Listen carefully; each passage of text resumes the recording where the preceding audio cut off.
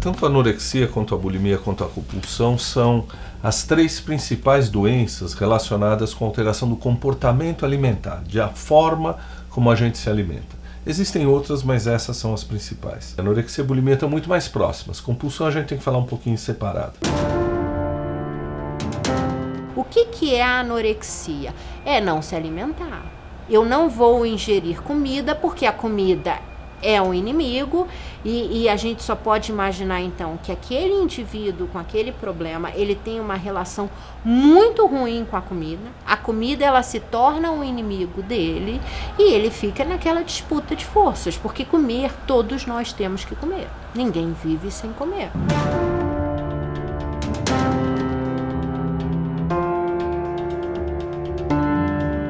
Tanto a anorexia quanto a bulimia são doenças que têm um caráter genético muito forte. Você vai achar na família outras pessoas, ou com anorexia, ou com bulimia, ou com transtorno obsessivo compulsivo, ou com depressão.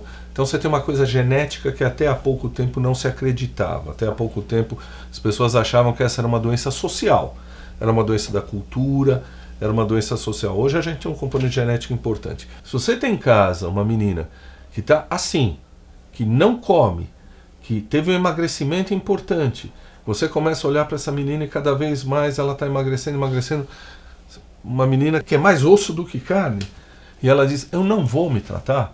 Aliás, essa é uma característica das pacientes. O maior inimigo do tratamento da paciente com anorexia ou bulimia é a própria paciente, que ela não quer tratar. Os pais são absolutamente responsáveis por isso. Você tem que pegar e levar para tratar. Você pode estar salvando a vida dessa sua filha, dessa sua esposa, desse seu familiar, desse seu filho. A questão da cultura é uma questão importante.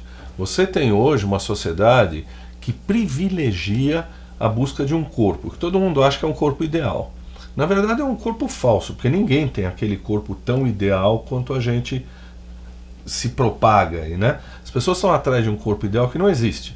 É o corpo todo maquiado, é o corpo onde se faz Photoshop. Então, há uma aversão à obesidade, não só uma aversão à obesidade, porque a obesidade pode levar a problemas de saúde, mas por questões estéticas. Algumas crianças preferem ter uma outra doença até mais grave do que ter obesidade. Então, tem uma aversão à obesidade, uma aversão a algo que não seja o corpo ideal. Então, tem uma pressão muito importante ligada à moda. Existem questões familiares importantes. A primeira vez que eu tive meio que uma compulsão, digamos assim, foi quando eu tinha 14 anos, que eu morei na Argentina com os meus pais, e eu me mudei assim drasticamente. A gente foi morar lá em Buenos Aires e eu senti muita falta dos meus amigos, da minha terra, né, do meu país, e comecei a comer, não falava espanhol. E aquilo eu acho que tem a ver muito com a coisa emocional, sabe? A comida eu acho que tem a ver com alguma questão sua, algum vazio, alguma coisa que você quer colocar no lugar. Comecei aí com os doces, enlouquecidamente, e também porque eu acabei morando quase 6 meses num hotel em Buenos Aires e o café da manhã era maravilhoso. E eu me lembro que eu pedia café, desayuno duplo, tipo assim, em dobro, né? Que não era necessário, né? Eu era magrinha, tinha 14 anos, para quê? Mas era uma coisa assim que era uma forma de matar alguma carência, assim. Tenho certeza que isso tem a ver com uma coisa emocional. Eu estudava num colégio semi-internado. Então, cada intervalo eu comia pão com jamón, com presunto, com queijo, não sei o quê. Aí eu não ficava satisfeita, comia outro. Isso antes do almoço, assim, sabe? E fora as balas e bombons e tudo que eu me enchia. E eu não sei porque eu estava fazendo aquilo. Foi uma coisa realmente fora do controle. Nunca me aconteceu isso. Eu não me lembro da minha infância, assim, com 6, 7, 8 anos, de eu estar me enchendo de porcaria. Transtorno do comer compulsivo periódico ou da compulsão alimentar periódica, em que o indivíduo ele ingere grande quantidade de calorias numa única refeição, como se ele fosse compensar tudo aquilo que ele tinha se restringido a comer. Ele come várias barras de chocolate de uma vez, vários pacotes de biscoito, suco, leite, refrigerante, pão, tudo aquilo que ele tenha próximo para comer, em que ele pode comer, e nisso ele vai ganhando muito peso. O grande barato da vida é você ter o equilíbrio. Os chineses já diziam: coma tudo, mas coma pouco. Então, teoricamente, você pode comer tudo. Em algum momento da vida delas, talvez na adolescência, talvez por um problema contínuo que elas têm com as mães, porque há uma relação muito ruim com as mães. Não que as mães sejam culpadas, né? É difícil estabelecer um herói e um culpado nessa história, no adoecimento mental, mas há um grande peso na má relação com a mãe. Então, essa relação que começa com a mãe ofendendo: ah, mas você é a mais gorda de todas as suas amigas, você nunca foi bonita, né? Olha fulana, olha como ela é muito mais bonita que você. Nossa, a roupa nela ficou muito mais bonita do que em você.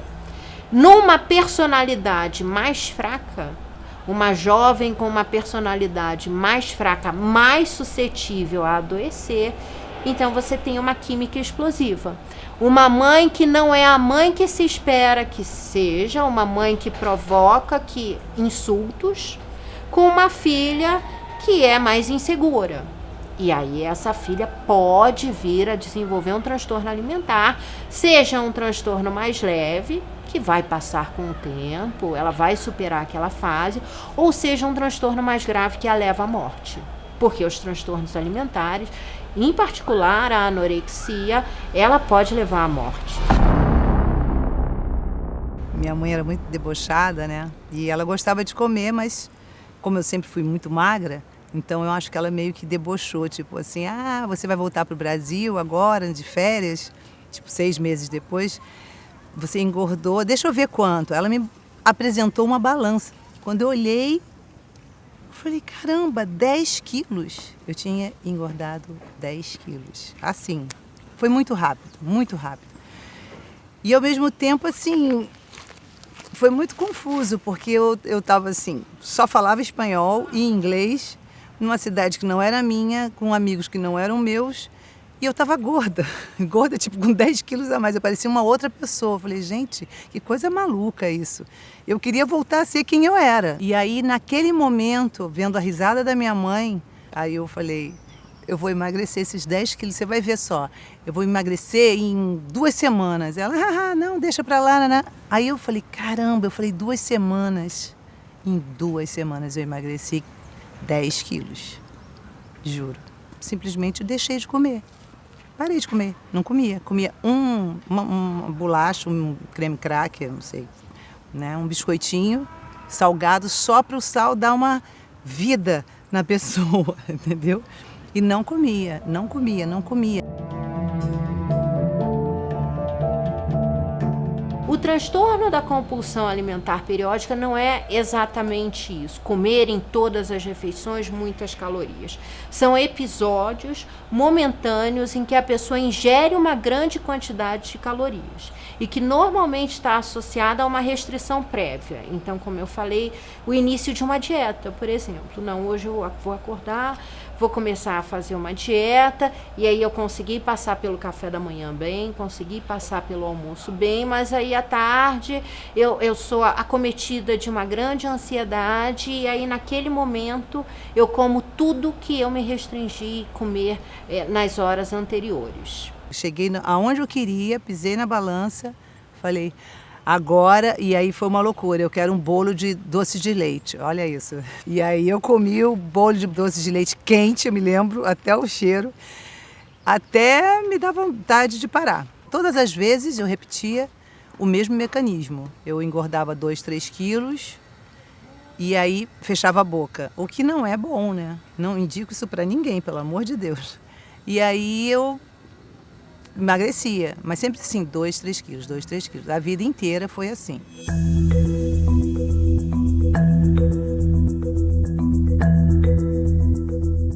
Então você tem fatores familiares, você tem fatores genéticos, você tem fatores sociais, você tem fatores químicos cerebrais. Essas pessoas têm mais quadros de depressão, essas pessoas têm mais alterações químicas e essas pessoas têm uma desvalorização da sua imagem corporal. Então, você tem um conjunto de coisas, como provavelmente em todas as outras áreas psiquiátricas nós já ouvimos, que não existe um fator único, não tem uma coisa que causa a doença, mas você tem um conjunto de coisas que levam a este caminho nada muito feliz. Eu tinha um namorado e uma relação até então saudável, tudo bem, tudo legal. E aí um dia ele veio pra mim e falou que a ex-namorada dele havia comentado de que eu era baixinha e gordinha. E hoje eu consigo ver que eu nunca fui gordinha. E nem tão baixinha assim também. Mas no momento que ele falou isso pra mim foi um choque, porque eu nunca tinha me visto daquela maneira. Eu tinha uma relação boa comigo, tinha uma autoestima ok, então nunca passou pela minha cabeça que podia ter alguma coisa errada comigo. E a partir desse momento eu me fechei no meu mundo e falei, caramba, tem alguma coisa errada comigo. Por que alguém falou que eu era baixinha e gordinha? E aí, a partir desse dia, tudo mudou pra mim, a minha relação com o espelho, a minha relação com a comida. E eu comecei a ver a comida como um inimigo. E aí eu resolvi fechar a boca e parei de comer. Parei de comer por um bom tempo, assim. Fiquei muito tempo sem comer, passava mal, mas eu escondia. A anorética, ela vive uma verdadeira relação de amor e ódio com a comida. Então, ela demora muito para comer. Ela vai demorar muito mais do que o habitual, ela vai cortar os alimentos em pedaços muito menores para que aquela refeição demore muito mais tempo. Lá para meus 14, 15 anos, minha mãe tentando me ajudar, ela falou, vamos fazer uma dieta, vamos emagrecer. O problema é que eu via meu corpo emagrecendo, eu via que eu estava emagrecendo, eu comecei a ficar paranoica com isso. Então eu comecei a literalmente parar de comer. Eu fiz várias dietas. Uma que deu certo pra mim foi a tal dieta da sopa, que era uma febre na época. Eu lá para meus 17 anos, 16, 17 anos, lá para o ano 2000, 2001. Era uma febre aquela dieta, porque famosas estavam fazendo, estavam emagrecendo. E eu comecei a fazer, só que eu comecei a fazer a parte errada. Comecei a parar de comer. Eu cheguei no ponto em que meu café da manhã tomava um café com leite com adoçante, 6 horas da manhã. Ia almoçar meio-dia, era um iogurte. Ia comer à noite a sopinha, tipo 9 horas da noite, comer a sopinha com um pedacinho de frango e eu comia esse pedaço de frango me sentindo culpada por estar comendo frango, porque eu achava que aquilo ia me engordar. E eu olhava no espelho, eu me via cada vez mais gorda, só que eu estava cada vez mais magra. Não é à toa que os casos de anorexia, eles começam quando após dietas muito restritivas, em que você perde muito peso. Como se seu cérebro ainda não tivesse visto, não tivesse entendido que você emagreceu. Então é como se ele mantivesse patologicamente uma imagem tua gorda. E na anoréxica isso se perpetua, na bulímica também. Só que o peso da bulímica é maior do que o peso da anorética, porque a bulímica ela não se restringe a comer. Ela come, ela tem inclusive os episódios de compulsão alimentar e ela tenta compensar depois isso que ela faz de comer. Tem gente que pesa 45 quilos e tá ok. Eu pesava 45 e parecia que estava doente. Eu estava doente. Tanto é que em 2002 eu tive dengue. Primeira epidemia de dengue que teve, eu fiquei doente e caí dura no chão, desmaiei. Porque eu estava sem comer, sem me alimentar. Fomos fazer os exames e eu estava com aquelas plaquetas completamente abaixo do mínimo permitido. Eu estava extremamente anêmica. Peraí, o que eu estou fazendo comigo? Eu sou nova, tô magra, mas a que preço? Eu fiquei doente. Não conseguia ficar bem comigo. Apesar de eu estar magra, eu estava mal. Depois, com o tempo, eu descobri que eu tinha problema hormonal. Então, eu tinha tendência a emagrecer um pouco mais rápido do que o normal, mas eu não tinha corpo direito. Eu era reta. E o que aconteceu para eu voltar a comer, voltar a engordar, foi também, além de eu ter parado com isso, de eu achar que só magra que eu ia ficar bem, eu teve a questão hormonal também. O problema é que depois eu nunca fiquei bem totalmente. Como eu vi que eu mexi muito com a minha estrutura familiar, que todo mundo ficou muito preocupado, eu resolvi mudar. Eu me abri para o tratamento, isso com alguns meses só de anorexia. Eu me abri para o tratamento, me tratei com psiquiatra, com psicólogo, nutricionista, isso no processo da anorexia. Aí ficou tudo bem, assim, voltei à vida normal, voltei a comer. Com 18 para 19 anos, com 16 anorexia, com 18 para 19 anos, começou alguma coisa a me incomodar e não era mais ligado ao corpo. Eu ficava nervosa, ansiosa e achava que a comida que ia resolver. Aí quando eu comia eu me sentia culpada e eu achava que eu tinha que tirar aquela comida de mim. Aí eu comecei a tentar vomitar.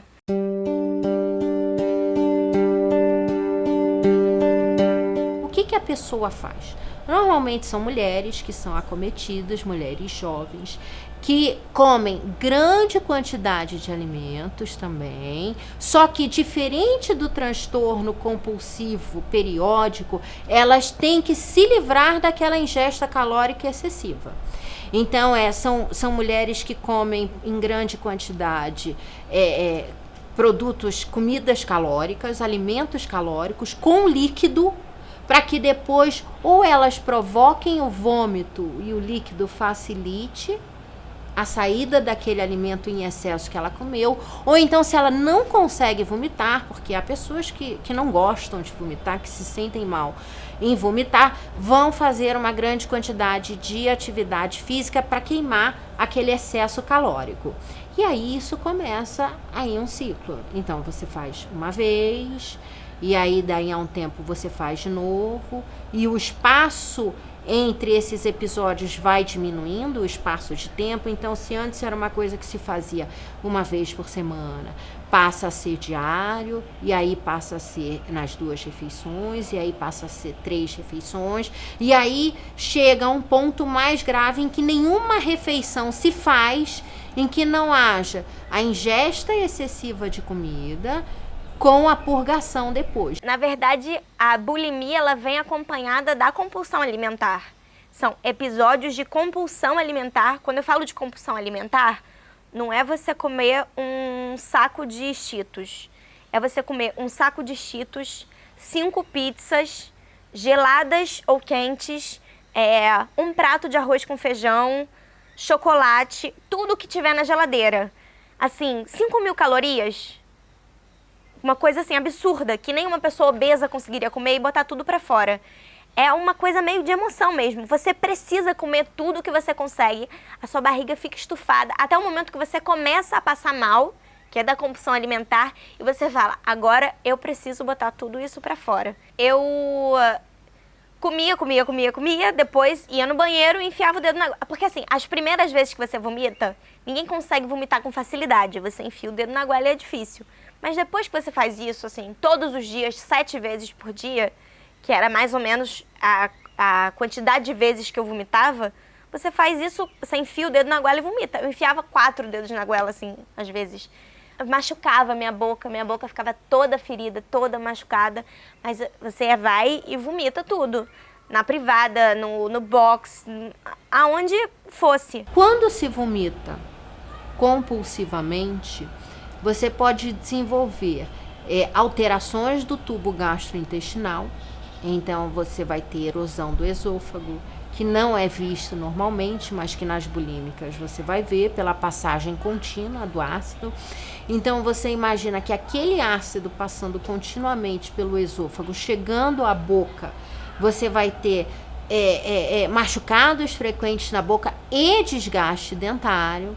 Uma outra coisa que pode acabar quebrando os dentes é, muitas meninas, principalmente, quando provocam o vômito, elas provocam com o cabo da escova de dente. E ela pode quebrar o dente com isso. Então, há um acometimento dentário visível.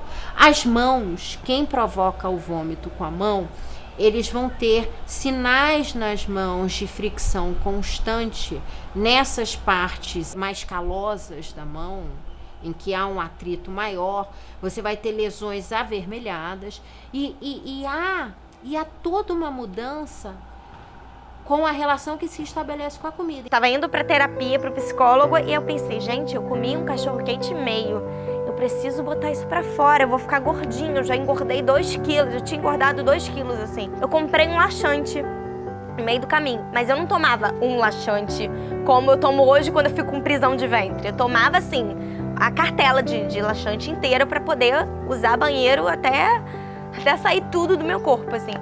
Então eu comprei a cartela de laxante e aí na volta do psicólogo eu descobri que eu tava grávida. Eu fiz um teste num posto de gasolina e descobri que eu tava grávida. Aí eu joguei a cartela fora, assim, não quis saber disso. Falei, cara, fiquei muito feliz, muito feliz. Existe um termo médico que chama comorbidade. Quer dizer o seguinte, eu tenho uma doença e tenho outra junto. São 2 doenças juntas, né? Muitas vezes a doença inicial aumenta o risco da outra doença. Então, você nunca vai achar um paciente com anorexia, bulimia ou compulsão alimentar que não tem uma outra doença psiquiátrica.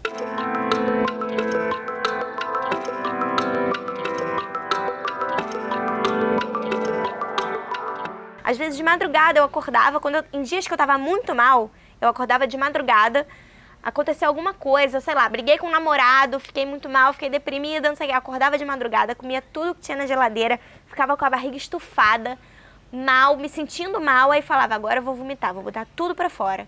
Vomitava e depois ficava chorando, triste, deprimida. Então, no Colégio Brasil, eu comia muito e aí engordava, que eu me via, né, na tela e falava, nossa, não dá. Aí eu fechava a boca, aí não comia nada. Aí ia pro estúdio assim, sabe, me passando mal. Aí eu me lembro que teve um dia que o diretor falou assim, Claudinha, mais energia. Aí eu saquei na hora, eu falei, cara, mais energia não existe, né? Como é que o diretor vai falar mais energia? Aí eu falei, não, eu tenho que comer, porque não vou ficar dando trabalho para ninguém. Porque mais energia é exatamente porque a pessoa não tem energia porque ela não comeu, entendeu? Aí eu falei, nossa, péssimo, mais energia. Aí eu fiquei com aquilo na minha cabeça, mais energia. Aí eu falei, vou comer. E aí eu comia muita torta, porque eu gosto de doce, né? Meu negócio é doce. Então era 6 tortas, 7 talvez. Pode fazer assim, gente, é assim mesmo.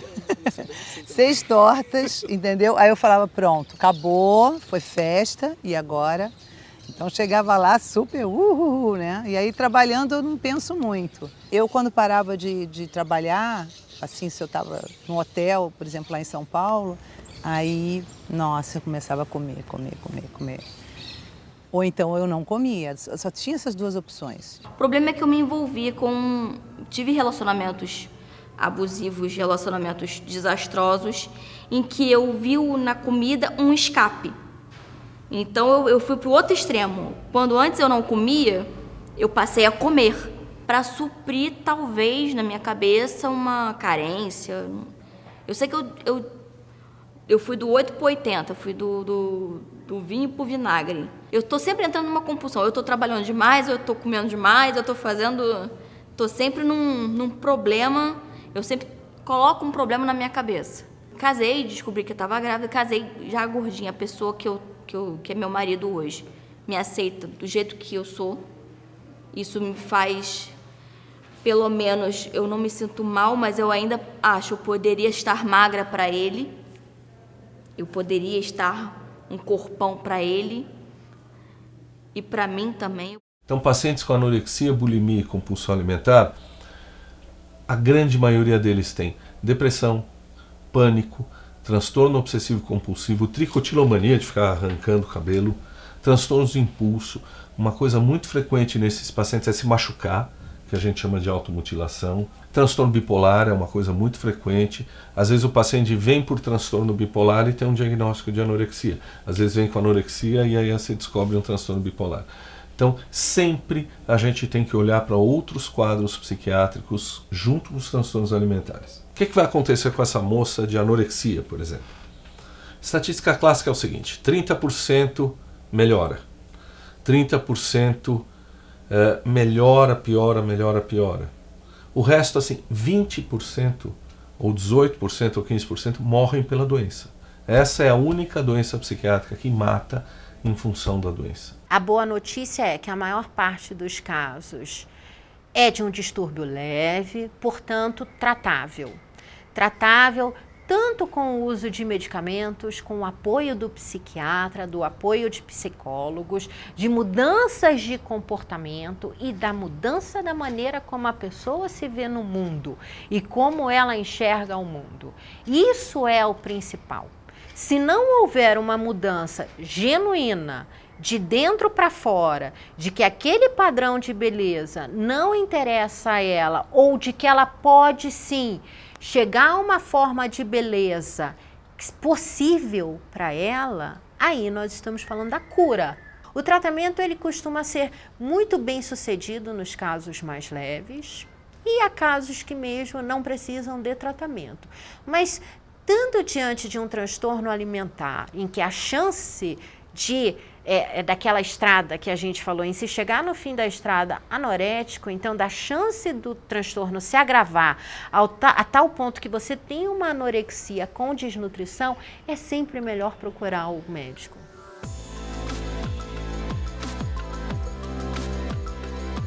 Eu faço análise há 30 anos e agora estou fazendo análise com a doutora Iane Pádua e ela tem um tratamento que é mindful, que é você ficar respirando e sentindo presente, para não ficar muito o que eu vou fazer amanhã, ou daqui a pouco, ou ontem, e você ficar, sabe, respirando no presente. Isso te tira muita ansiedade e, juntamente com a meditação que eu também faço, não sempre, mas eu tenho que fazer mais, mas eu faço, melhora muito, assim, a ansiedade para a comida, a compulsão. Eu acho que ajuda bastante. Hoje eu tô assim, eu acho que eu ainda continuo chocolatra, não vou mentir, mas mais equilibrada, mais consciente, sabe? Tipo, será que vale a pena? Eu já faço 1000 perguntas antes para mim mesma e dou aquela respirada, que também tem um tempo, assim, sabe, da compulsão, que eu descobri no Mindful, que é um tempo, realmente, aquela tirada assim, que deu aquela vontade quando você viu aquele doce, aquela torta de morango com chantilly. Aí você deixa passar só um tempo, respira um pouco, não que passe a vontade de comer, mas diminui bastante e aí você consegue se controlar. Eu acho que a coisa física, para mim, é essencial, eu acho que para todo mundo. As pessoas falam que, não, eu fiz 30 anos, então meu metabolismo não é o mesmo, né? Mas eu já estou com 40 anos, meu metabolismo... Eu acho isso uma bobagem. Assim, entre aspas, lógico, o metabolismo talvez seja um pouco mais lento. É muito confortável você falar, olha, não sou eu, é minha idade, eu não posso fazer mais nada. Porque, na verdade, é você quem decide, né?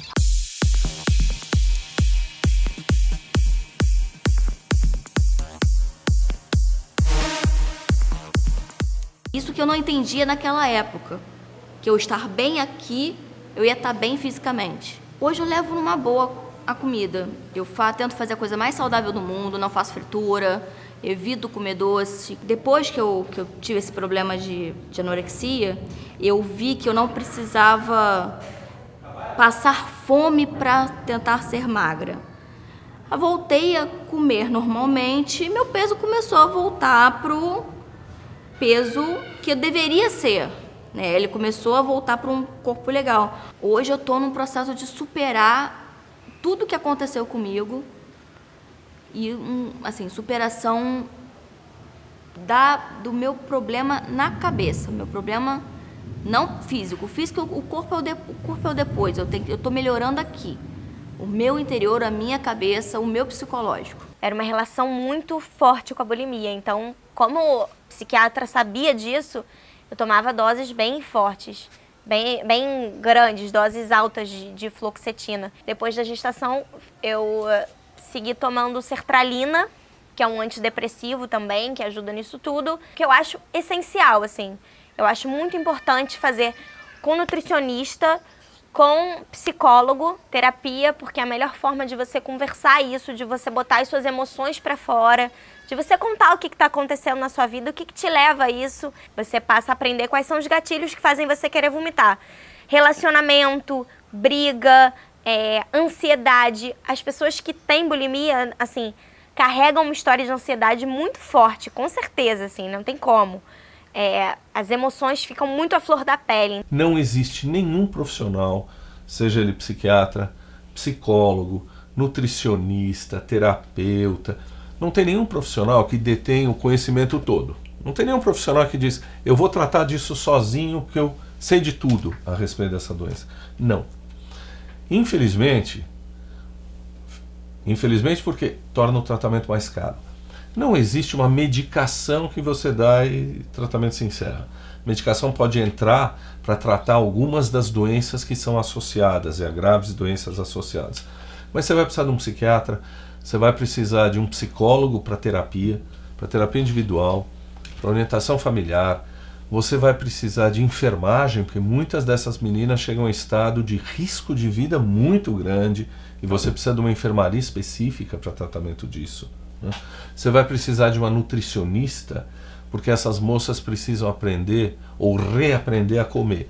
Você precisa de gente hoje cada vez mais que trabalha em áreas do tipo fisioterapia, porque muitas dessas moças têm uma alteração do corpo. Ela está extremamente magra e fica dizendo para você que eu estou enorme, estou obesa, eu preciso continuar emagrecendo. Então tem trabalhos específicos na área de imagem corporal. Você precisa de gente, hoje cada vez mais a gente está usando, que fazem meditação. Mindfulness, que é um tipo de meditação, entra no tratamento dessas pessoas. Você precisa de terapia ocupacional, você precisa de orientação familiar, né? Você precisa viabilizar a vinda dessa família para ter orientação familiar. Então, o assistente social tem um papel importante nisso.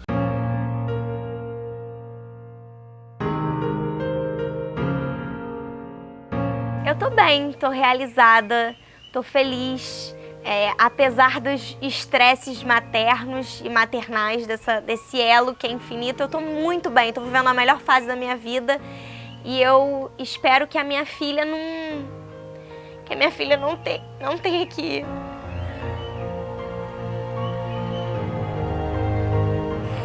Eu espero que a minha filha não tenha que lidar com esse mundo que cobra tanto do corpo. Hoje eu digo que eu talvez não tenha uma compulsão por comida. Eu aprendi que eu não vivo para comer, eu como para viver.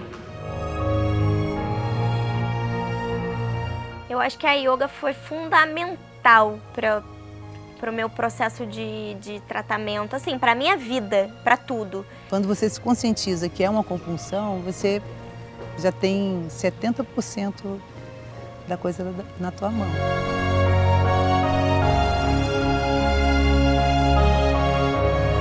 Se eu superei, vamos ver, né? Eu tô aí, não posso dizer, eu acho que é que nem alcoólatras anônimos, sei lá, cada dia é um dia. E aí você vê que você não precisa do chocolate, na verdade.